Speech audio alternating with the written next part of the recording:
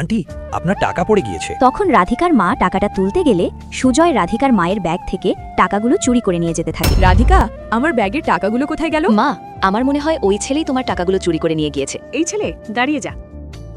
আমার টাকাগুলো ফিরিয়ে দে। টাকা? কিসের টাকার কথা বলতেছেন? তুই আমার মায়ের ব্যাগ থেকে যে টাকাগুলো চুরি করেছিস সেগুলোর কথা বলতেছি। আমি আপনাদেরকে মাটিতে পড়ে যাওয়া টাকা দেখিয়ে দিয়ে সাহায্য করলাম, আর আপনারা আমাকে চোর বলতেছেন? এখানে কি হয়েছে? আপনারা এত চিৎকার করতেছেন কি জন্য? এই ছেলে আমার ব্যাগ থেকে টাকা চুরি করছে। হ্যাঁ আঙ্কেল, এই ছেলে আমার মায়ের ব্যাগ থেকে টাকা চুরি করছে। আপনি ওনাকে সার্চ করেন। তখন লোকটি সুজয়কে সার্চ করলে সুজয়ের কাছে 1 টাকাও পায় না, কারণ সুজয় তার আগেই তার বন্ধুর হাতে টাকাটা দিয়েছিল। আপনারা আমাকে এভাবে চোর বললেন, আপনাদেরকে আমি ছাড়বো না। তখন সরি বলে রাধিকা এবং রাধিকার মা সেখান থেকে চলে যায়। পরের দিন সুজয় এই আঙ্কেলকে বলে, আঙ্কেল, কালকে ওই টাকাটা আমি চুরি করেছিলাম। চুরি করেছো মানে?